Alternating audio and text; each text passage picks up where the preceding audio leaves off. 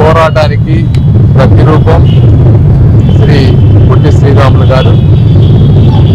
భాషా ప్రయుక్త రాష్ట్రాల గురించి, తెలుగు జాతి గురించి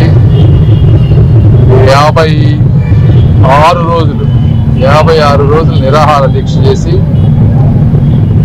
ఒక తెలుగు రాష్ట్రాలే కాకుండా వేరే రాష్ట్రాలు, గుజరాత్ కానీ మహారాష్ట్ర కానీ ఇలా భాషా ప్రయుక్త రాష్ట్రాలుగా చేసినటువంటి మహానుభావులు.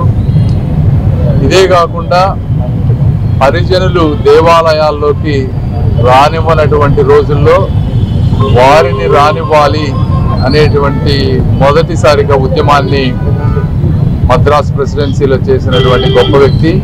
ఇలాంటి వ్యక్తులు ఆయన మరణించినా కూడా ఆయన స్ఫూర్తి యువతకి, మంచి కోరుకునే వారందరికీ పట్టుదలతో సమాజంలో ఉన్నటువంటి సమస్యలకి సొల్యూషన్ తీసుకురావడానికి ఆ పట్టుదల అందరికీ స్ఫూర్తిగా ఉండాలని, అలాంటి వారి స్ఫూర్తితో కూటమి ప్రభుత్వం మేము అందరం పనిచేస్తామని మరొకసారి తెలియజేసుకుంటూ సెలవు తీసుకుంటున్నాను. Thank you. అమరజీవి పొట్టి శ్రీరాములు వర్ధంతి ఈ సందర్భంగా ఆయనకి నివాళులర్పిస్తున్నాం. ఆంధ్రులకి ఒక రాష్ట్రం కావాలి. ఆ రోజు ఆంధ్రులంతా కూడా మద్రాస్ ప్రెసిడెన్సీలో ఉండేవాడు. ఆంధ్రులకు ఒక రాష్ట్రం కావాలని మరి ప్రాణాన్ని ఆయన త్యాగం చేశాడు. 56 రోజులు ఆమర నిరాహార దీక్ష చేశాడు.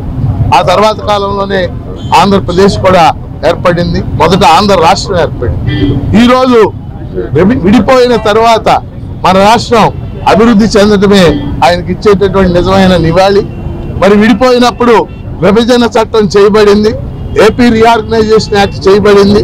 అందులో అనేక అంశాలు అమలు చేయాల్సినటువంటి అవసరం ఉంది. కేంద్ర ప్రభుత్వం వాటిని అమలు చేయాలి. ఈ సందర్భంగా నేను ఒకటే విషయం చెప్పదలుచుకున్నా.